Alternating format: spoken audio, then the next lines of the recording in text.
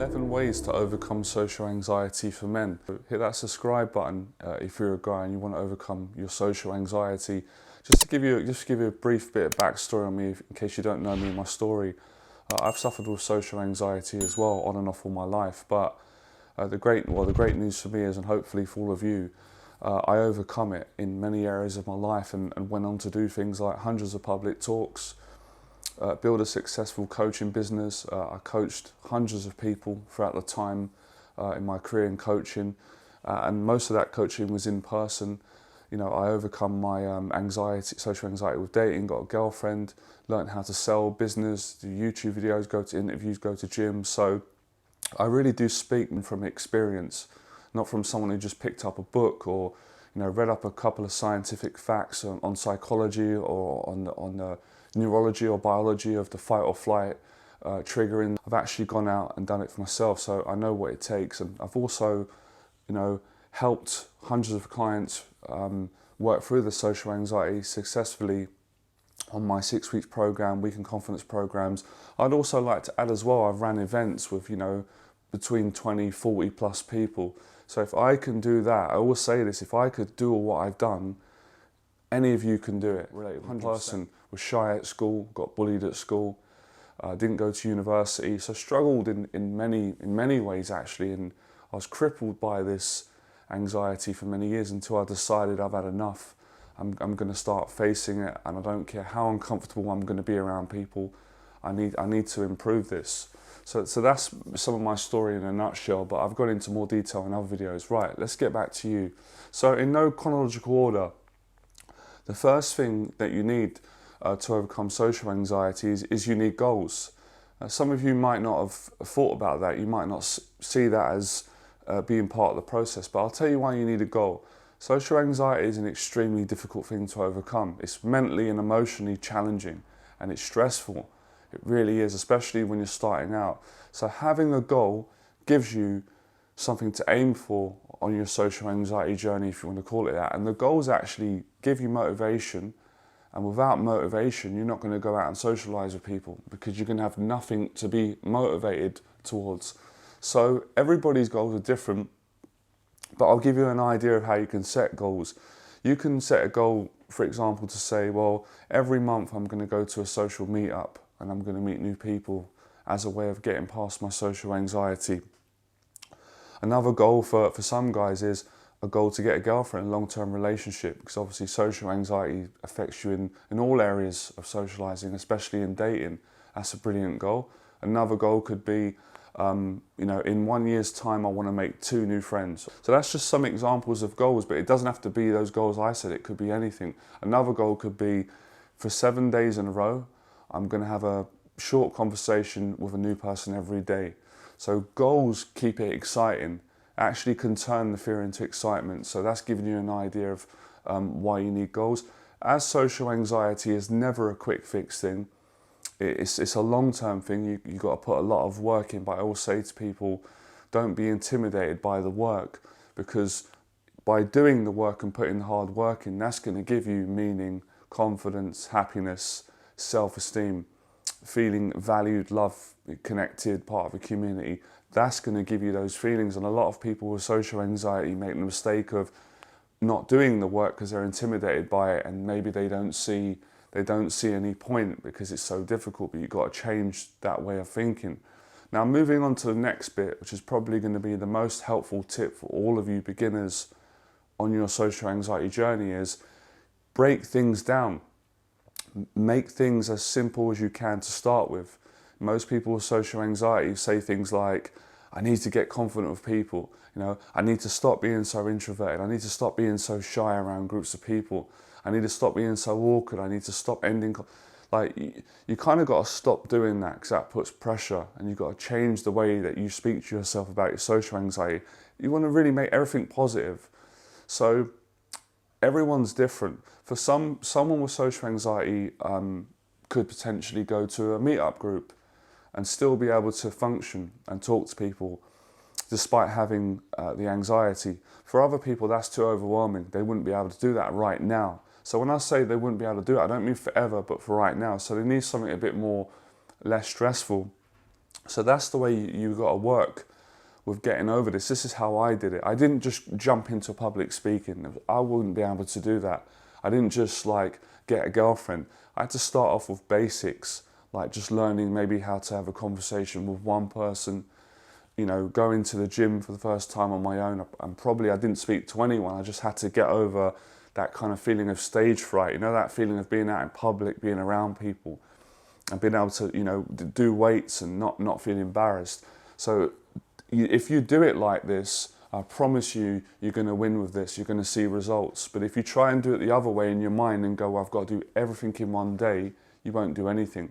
Because when you attempt to do that, you'll come in contact with that situation. You'll get triggered with the fight or flight response. It will be so overwhelming, you will back away. You will cower away. You know, the normal human instinct when we feel so overwhelmed with social anxiety or fear is to put an end to it and run away from it. And that's what you'll keep doing. Either you'll run in reality, you'll run out of conversations, or you'll leave prematurely, or mentally you will kind of, you know, you run mentally, if that makes sense. You'll think about what you want to do, and then it will overwhelm you, and you'll push it away, and nothing will get done. You need a gentle, gradual approach with this, and that's why you need defined goals. Short-term goals, long-term goals. Again, long-term goals could be to do public speaking, to start my own business, to make friends, to start doing YouTube videos, to get more comfortable in front of the camera, to travel. They're your long-term goals.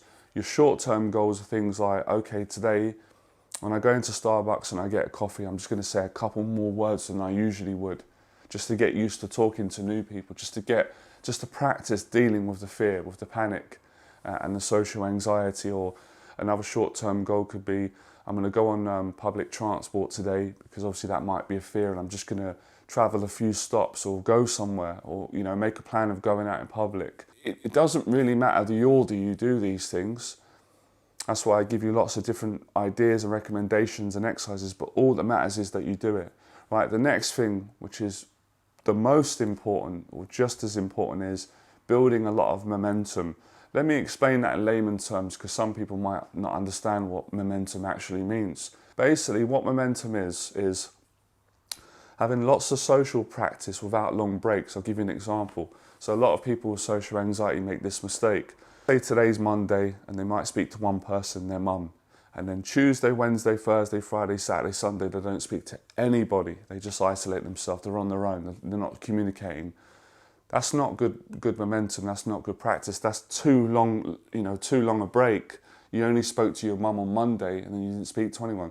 So good momentum would be, you speak to your mum on Monday, you speak to your friend on Tuesday, maybe you take Wednesday off, then Thursday you go to a meet-up group, Friday you speak to another family member, and then maybe Saturday, if you're at your work or your university or wherever, you speak to someone else. That's a lot of momentum. And then you do that the following week.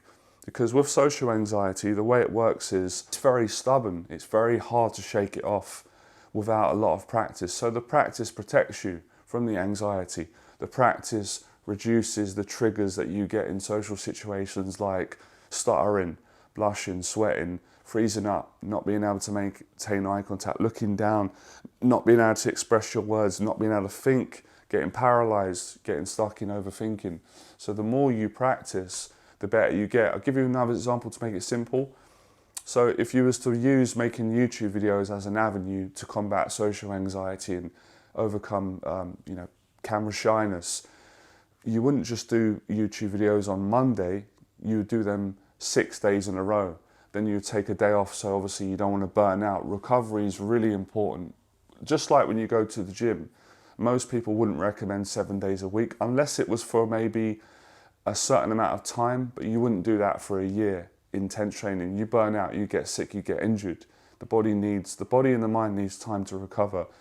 Talking to people, as most of you know, especially if you're more introverted, it's tiring, it's taxing, even when you're enjoying it.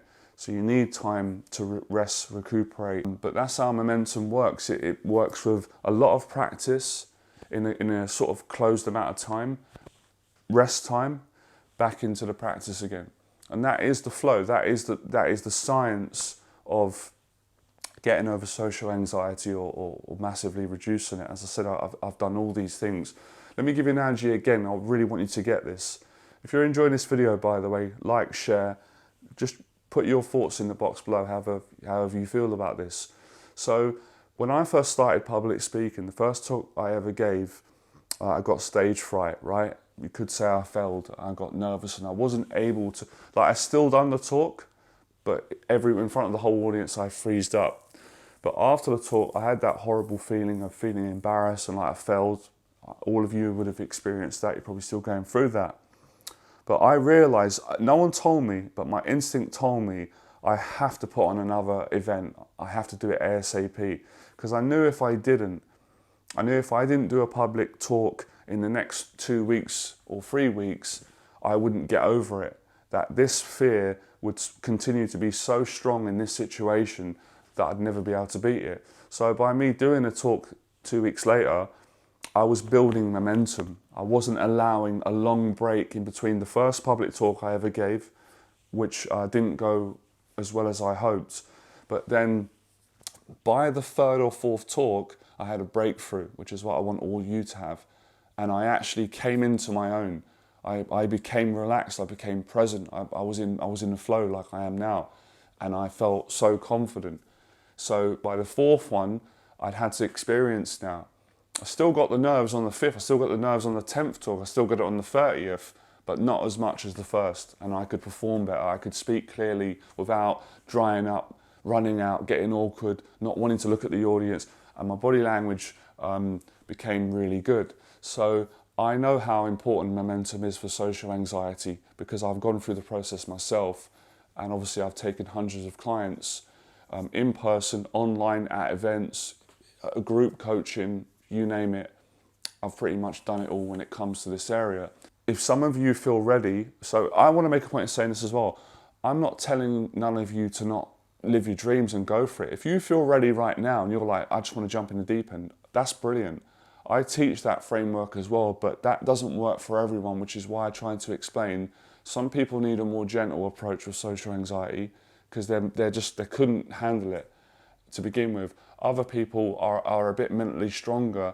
They have bad anxiety just the same as the other group of people, but they can be pushed at a more faster rate. And I've learned this through coaching hundreds of clients.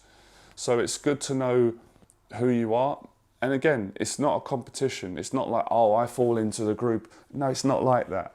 I actually, truth be known, I was one of the people that was in the group that needed to take more time because I had the phobia so bad, probably just as worse as any of you. It's not a competition, right? Maybe some of yours is worse than mine, but at the time, mine was crippling. At times, I didn't even want to leave my house. I didn't want to go into a shop and buy something. I dreaded being around other people and being in social situations. I didn't want to go on the train. I didn't want to go in restaurants. I couldn't even go cinema on my own. I needed someone to be with me, like a friend.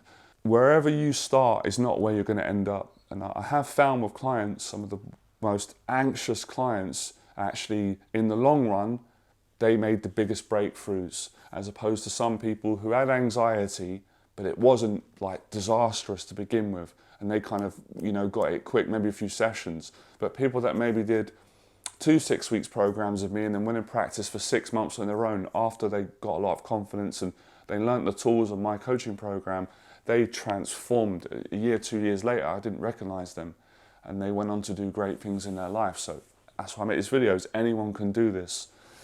I want to go on to this thing. I call it short conversations, long conversations, and I'm actually going to make a separate video because there's a lot to say on this, but I'll touch on it now as part of the 11 ways to combat social anxiety. Now, I field tested this over many years with hundreds of clients and myself, and I'll explain there's benefits to the both. But if I can get straight to the point, short conversations for someone who's got bad social anxiety that wants to get over it and see progress aren't brilliant. I'm not going to completely rule them out, they have their place, but I'll explain why. You need long conversations to really start seeing a reduction in your social anxiety and confidence and all those things, because it takes time when you've got social anxiety to get relaxed around a person, to feel safe, to feel comfortable, to calm the nerves, to be able to then converse. and start speaking and, you know, keep the conversation going. And when you leave that conversation, you don't need anybody to tell you this, but I'll remind you, you feel it in your heart. You feel, that was good, wow. I feel better. I come away feeling I've got growth. Yeah, you get growth, confidence. But when you have short conversations, sometimes it's a bit too quick. You can't even feel it. It's like, hello, how are you? Yep, how's your day? Bye. Now, if I was working with someone who was so nervous, I would get them to start off with little short ones. But the short ones are only a temporary practice to build you into the more appropriate practice, which is the long conversations. So I'm telling you today, if you can't have long conversations, by all means do really short ones until you get a bit more confidence and self-belief, and then have long ones. The long ones, they get you over social anxiety much quicker. And when I say long conversation, I mean long conversation, as long as possible, 10 minutes, 20, half an hour. Potentially 3 hours is good. And I know it's not easy to have a 3 hour conversation with a stranger, but you want to make a friend and go out for a coffee and have a really good, or whatever you do. Some people have a drink, that's their choice, fine. Or dinner, or a cinema, where you've got long time. I found from my own journey with it, the longer I spent around people, especially when I was teaching, when I started teaching, I had bad social anxiety to begin with. And I know that's an irony, someone with social anxiety teaching others, but for me it worked really well because I put my focus on helping others, and it got me to stop thinking about my own anxiety. So for anyone out there who wants to teach others and feels ready, but they've got social anxiety, never let anyone tell you you can't do it. There's a lot of negative people in this world. We don't listen to them, we listen to the positive ones. You can do it. Sometimes people who have a problem are the best people to teach others how to get over that problem, because they know first and foremost how it feels, they live with it.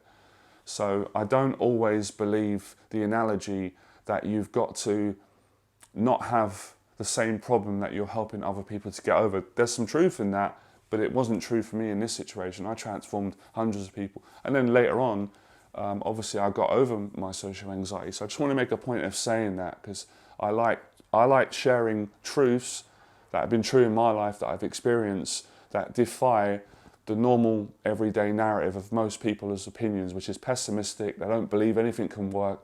They see everything as a failure. And they're just, I guess it's ignorance for some people. I don't mean like they don't have to necessarily be ignorant people, but they just don't have the education, don't have the experience I do, or someone else. Okay, this bit I really love. I call this the fun bit, and this might be separate. You need to get fit, you need to work out, and I'll explain why. Many people who've got social anxiety don't work out, understandably, because they don't want to go into gyms because they want to avoid people. But you've got to find a way around it to begin with. Start working out at your home, buy a set of weights, do push-ups at home, go out for a run. Like I said, gradual steps to exposure therapy. Exposure therapy just really means facing a fear at small steps gradually until you can completely overcome it or handle it. So why is being fit, why is training, why is exercise so good for reducing social anxiety? Because it makes you feel good. And the feel-good factor is massive in all this, because for most part, social anxiety makes you feel terrible, makes you experience a lot of negative emotions. For some people, it just cuts them off. They can't feel any emotions. I've been through that stage as well, where part of the human body is amazing. It protects you, it just cuts you off, so you can't get emotionally hurt, you can't get close to people, they can't get close to you. So when you go to the gym, I mean, there's so many benefits. I could speak forever about this. I try and make it brief. It actually calms the adrenaline down. Exercise, in the very nature of boxing training, weight training, running, any intensive training, it doesn't have to be specific, swimming, length, sprinting. It calms the mind down. And this is a mental thing. This is a mental health issue. So when you're working out regularly, your mind's sharper, you're fitter, you can think quicker. And that's why I'm on fire today in this video. That's why I'm very present, very talkative, quick. Energy's good, because I've worked out 5 days this week. I work out regularly, and I put my little boxing clips up to inspire men who have anxiety, social anxiety. And I've got an Instagram page. You can follow me on Instagram and get more tips, little clips. My Instagram page is in the link below. So working out, if I didn't work out throughout all these years, my social anxiety, I wouldn't have got to the level of self-confidence that I did around people. It would have been a lot harder. So if you work out and you get fit, I reckon 50%, 60% of your social anxiety will just disappear. It will just naturally go away. You'll be around people and you'll realise that you're lighter, you're more relaxed, you're not as alarmed, you're not as embarrassed, you're not as stressed, you don't feel as judged, you don't feel as self-conscious. So I always say 2 ways to a great mental health: exercising and socialising. And it's the same for social anxiety. So ASAP, however you do it, whatever routine. And if you need more help with that, I will make more videos explaining how I did it, how I was shy, I went through all these things. So you want to get on that. Next part, again, really important, is having something in your life that you enjoy. I can put this down to a goal, but I would say more a hobby, a passion. That could be a paid passion. It could be something that you do that's not paid. It's irrelevant. But a passion that you love. So if you've got a passion in life and you do that passion and you live it, man, you show up around people with less nerves, less anxiety, because you feel good about something you're doing. Everything you do in your life that makes you feel good is going to reduce your social anxiety, because when you get down to it, social anxiety is a fear of not being good enough, what others will think about me, being judged, having low self-esteem. So that's really, really important. Now, another tip, which is more surface but not to be neglected, is your fashion and grooming. And I know it's an easy thing to neglect, because I did in the earlier years, even though my mum was a great influence on me, my mum and my dad, with being smart, taking pride in your appearance, and just looking smart. You really want to get on that, guys. You really want to fix that, because when you dress smart, it makes you feel good. And again, it reduces social anxiety. So I don't need to elaborate too much more on that. The best way is go into any local high street or just ask the people, can you help me? And they'll help you to style, get the right fit that matches your hair colour, eye colour, complexion, your build, your height. There's a lot there. I would recommend you rewatch this video, sit down, get a pen, make notes. Of course, diet.